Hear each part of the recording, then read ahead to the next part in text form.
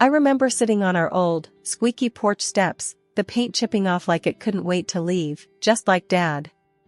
Mom used to say he had wheels under his feet and a heart too big for any map. I never really got what that meant until the police came that day, saying Dad's truck was found abandoned by the side of some forgotten highway. I was just 7, clinging to Mom's skirt, not really understanding but feeling the weight of her silent tears. Mom, Jane, was a fighter though. Without Dad, she took on double shifts at the local diner. I'd often fall asleep to the sound of her coming home late, trying to be quiet but never quite managing it. One evening, when I was about 12, I asked her, "Mom, why do you work so much? Aren't you tired?" She sat beside me, her eyes tired but kind. "Ella, we've got to make ends meet. Life's tough, but we're tougher, right?" I nodded, not fully understanding but proud to be tough like Mom. Then came the hammer blow that was Mom's cancer diagnosis when I was 18. She fought it, hard, but it was like trying to hold back the tide with a spoon. She passed away quietly, leaving me with nothing but memories and a stack of bills. College was supposed to be my escape, my dream. I managed to scrape together enough for the first year, but after that, I was on my own. I juggled classes with 2, sometimes 3, jobs, anything that would pay. One particularly grueling night at the campus library, I remember breaking down. I was alone, surrounded by books that seemed as heavy as the world on my shoulders. That's when I first met John. He walked over, his eyes full of concern. "Hey, are you okay?" I wiped my eyes, embarrassed. "Yeah, just college stuff." He smiled, a little awkwardly. "I get it. I'm John, by the way." "Ella," I replied, managing a small smile. That's how it all started with John. He was different, kind, and always there, like a steady rock in my turbulent sea. He didn't have much, but he shared everything he had with me, half a sandwich, notes from classes, even his old, battered laptop. We'd sit together, sometimes talking, sometimes just sharing the silence. It was comfortable, safe. I hadn't felt that way since Mom was around. "You know, Ella," John said one day, "you're the strongest person I know. You're going to make it, I'm sure of it." I laughed, a bit bitterly. "Strong? I feel like I'm barely hanging on." That's what being strong is about, isn't it? Hanging on, even when it's the last thing you want to do. I looked at him, really looked at him, and I realized he was right. I was strong, like Mom. And somehow, I knew I'd make it through, with or without wheels under my feet. College life wasn't anything like those fancy brochures.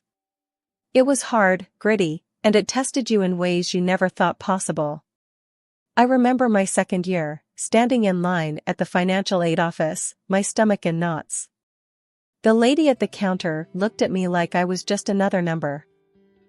"Next," she called out, not even looking up. "Hi, I'm here about my scholarship renewal." I began, but she cut me off. "If it's not renewed in the system, there's nothing I can do." "Next?" I walked away, feeling a mix of anger and helplessness. That's when I bumped into John again. He was always popping up when I least expected it. "Hey, Ella, everything okay?" he asked, his brows furrowed with concern. I shook my head. "No, not really. Financial aid's a dead end. Looks like I might have to drop out." John was quiet for a moment. "That's rough. But hey, don't give up. You're smarter than half the professors here." I chuckled, despite the gloom. "Thanks, John. I don't know what to do." "Come on, let's grab a coffee." "My treat. You can tell me all about it." That coffee turned into many more.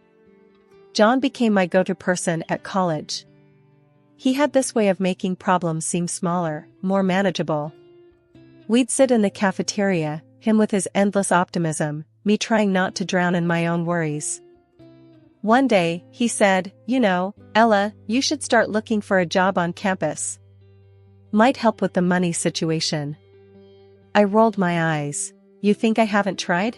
It's like everyone's out to get me or something." John leaned in. "Not everyone. I hear the library's looking for someone.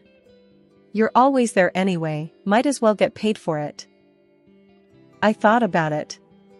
Maybe. But what if they say no? Then we find something else.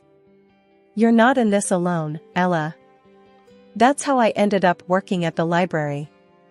It wasn't glamorous, but it paid some bills. Between stacking books and serving coffees at a local cafe, I barely had time for studies. But I was making it work, one day at a time. John and I grew closer. He wasn't just the guy who bought me coffee anymore. He was my friend, my confidant. He knew about my mom, my dad, and all the messy bits in between. It was one evening, while closing up the library, that John said something that stuck with me. "Ella, you're going to make something of yourself. I just know it. And I'll be here, cheering you on." I smiled, feeling a warmth spread through me.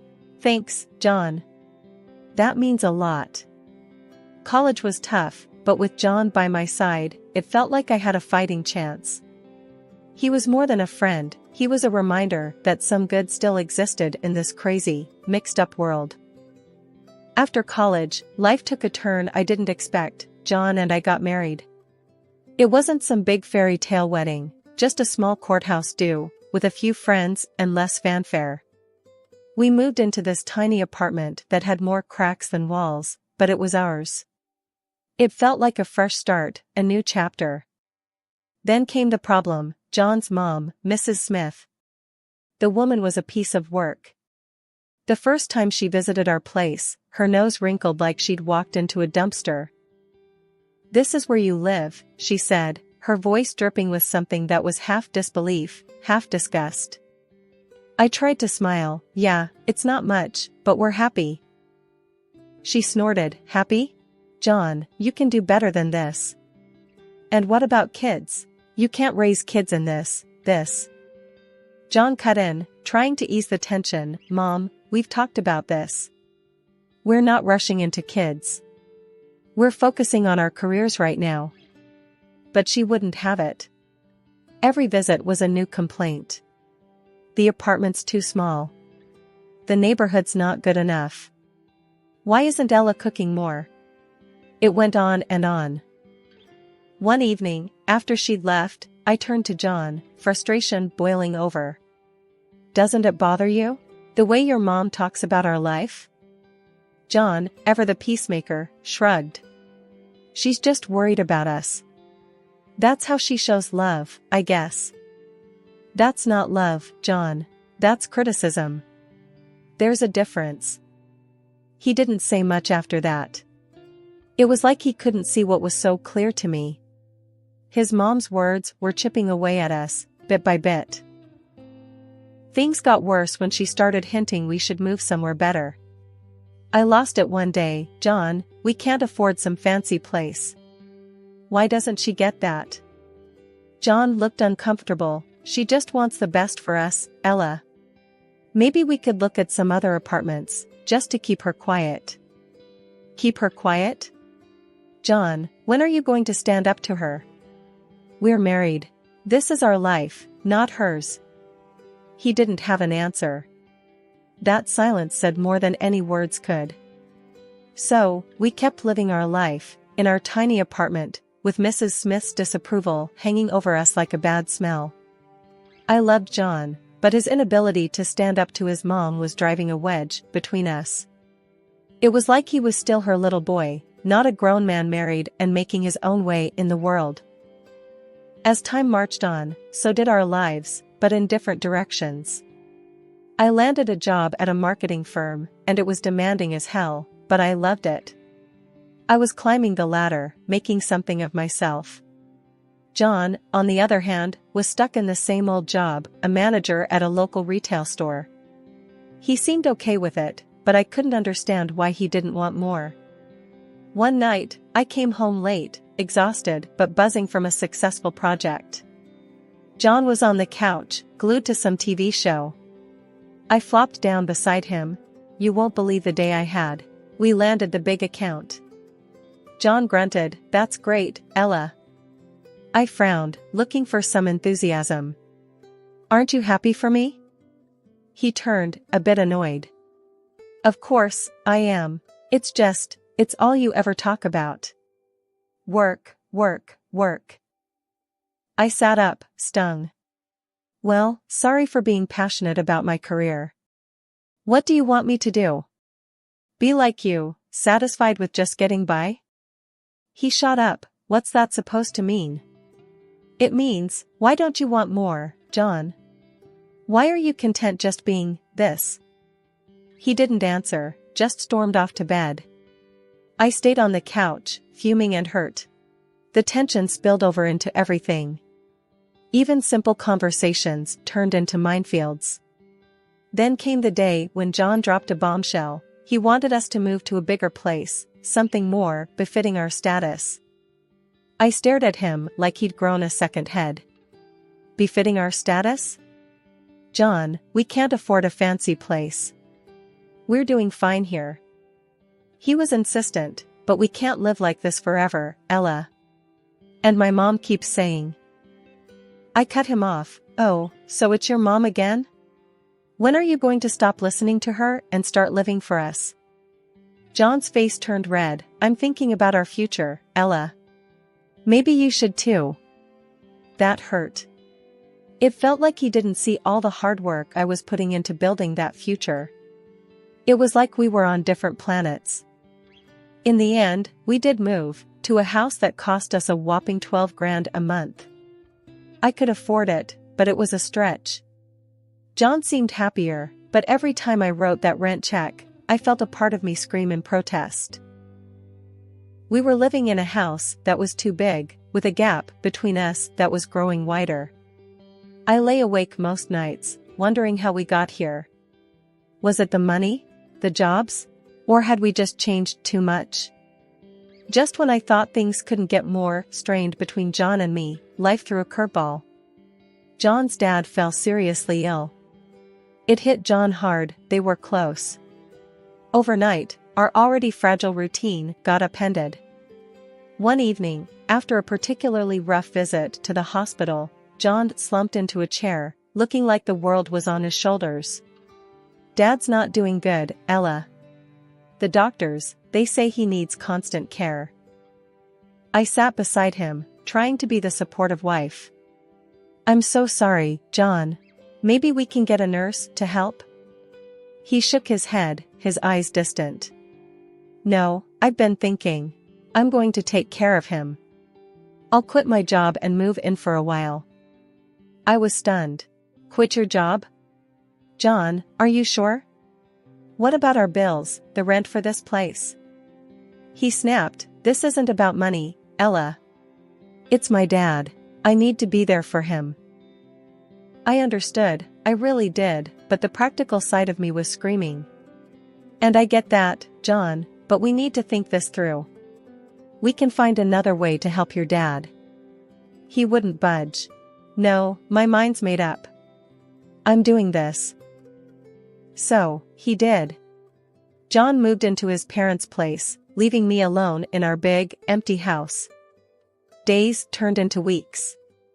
I was juggling my job and all our bills, while he was. I don't even know what. Every time I called or visited, it was the same scene. John, either glued to his phone or the TV, looking exhausted and frustrated. His mom, Mrs. Smith, was always hovering, throwing in her 2 cents. One day, I found him sprawled on the couch, a beer in hand, eyes glued to some game. "John, shouldn't you be with your dad?" He barely glanced at me. "He's sleeping." "What do you want me to do, sit and stare at him?" I bit back my frustration. "You could look for a part-time job, help out with our expenses." That got his attention. He sat up, angry. "Really, Ella? You want me to work now? While my dad's lying there dying?" I tried to keep my voice steady. We're drowning in bills, John. I can't handle everything on my own. His mom walked in then, always perfect timing. Ella, John is doing a noble thing, taking care of his father. You should be grateful. Grateful? The word hit me like a slap. Grateful? I'm keeping our lives afloat while he sits here doing, what? Playing caretaker while watching TV and drinking? John stood up, towering over me. You just don't get it, do you? This is family. Maybe if you had one, you'd understand. That cut deep. Too deep. I walked out, the sound of his mom's tut-tuts chasing me. I drove home, tears blurring my vision. This wasn't the man I married. This was a stranger, living a life I didn't sign up for. The days after John's father passed were tough. I expected things might start to shift back to normal, but they never did. John never went back to work. Instead, he spent more and more time at his mom's place, leaving me alone in our big, expensive house, drowning in bills and loneliness. One evening, I came home from work to find John and his mother, Mrs. Smith, sitting in the living room. The air was thick with tension. I could tell something was up. Ella, we need to talk, John said, not even bothering to look at me. I set my bag down, feeling a knot in my stomach. What's going on? Mrs. Smith, who always had too much to say, started, We've decided it's best if John and I live here. We can take care of the rent now. I was shocked. What? This is our home, John. You can't just kick me out. John finally looked at me, his eyes cold. It's not working, Ella. You and me, this life. I need to start over, and Mom needs a place to stay. I couldn't believe what I was hearing. Start over? So, you're just going to throw away our marriage, just like that? He shrugged. It's been over for a while, hasn't it? We're just making it official now. I turned to his mother. And you think you can just come in here and take over my life? Mrs. Smith stood up, her voice sharp. It's for the best, Ella. You and John were never a good match. He needs to be with family now. I was seething. Family? What about me? I'm his wife. John stood up, facing me. Not anymore. We want you out, Ella. The sooner, the better. I looked between them, the betrayal cutting deep. Fine. I'll go. But don't think for a second that this is okay. You're both making a huge mistake. I packed a bag with my essentials, my hands shaking with rage and hurt. As I walked out the door, John's voice followed me. We're doing what needs to be done, Ella. You'll see, this is for the best. Settling into my new, modest apartment felt like a fresh start. It was small, but it was a place where I could finally breathe, away from the stifling atmosphere of my past life with John and his overbearing mother. The walls were bare, and the furniture was minimal, a stark contrast to the lavishness I'd left behind. As I was arranging my few belongings, my phone buzzed. It was a message from an old mutual friend of John and me, Laura. Hey Ella, have you heard about John and his mom? They're living it up. Expensive clothes, fancy gadgets. Wonder where all that money's coming from? I stared at the screen, a mix of curiosity and bitterness swirling in me. Where were they getting the money?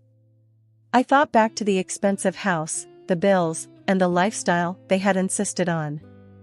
It didn't add up. Shaking my head, I typed a quick reply, no idea, Lara. Good for them, I guess. But the question nagged at me.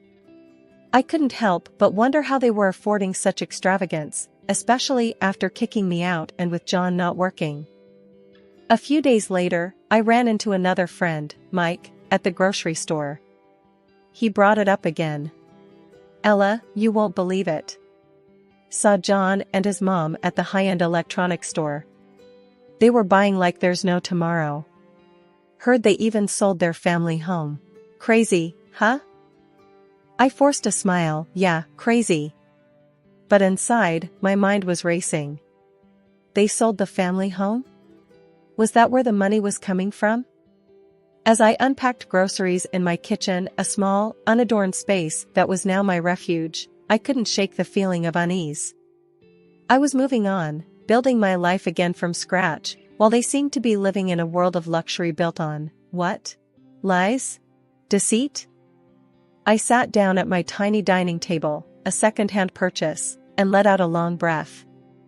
It didn't matter, I told myself. I was out of that toxic environment, free from their twisted dynamics. But deep down, I knew the truth. It did bother me. It bothered me that they seemed to be thriving after throwing me to the curb. I had worked hard for everything I had, while they seemed to be enjoying a life of ease and comfort. As the evening wore on, I found solace in the quiet of my apartment. It was mine, earned through my own effort and resilience. I had lost much, but I had gained something more valuable, my independence, my sense of self. 4 months into my new life, the past came knocking in a way I never expected. My phone rang one lazy Saturday morning, the caller ID flashing John's name. I hesitated but answered. Ella, we need your help. John's voice was shaky, desperate. I sat up, alert. What's happened, John? It's all gone wrong. We got kicked out of the rental house. Mom and we have nowhere to go. I couldn't believe what I was hearing. Kicked out? But I thought you had money? There was a pause, then, the money's gone, Ella. Dad left debts, not inheritance. We thought, his voice trailed off. I felt a mix of emotions, shock, disbelief, and a tinge of satisfaction. Were they really posh all this time, hoping for a rich inheritance? Seriously? It was too much even for my ex-husband. So, what do you want from me, John? We were wondering if, maybe we could stay with you, just for a while, until we sort things out. I laughed, a short, bitter sound. You want to stay with me? After everything? John's voice was pleading now. Please, Ella.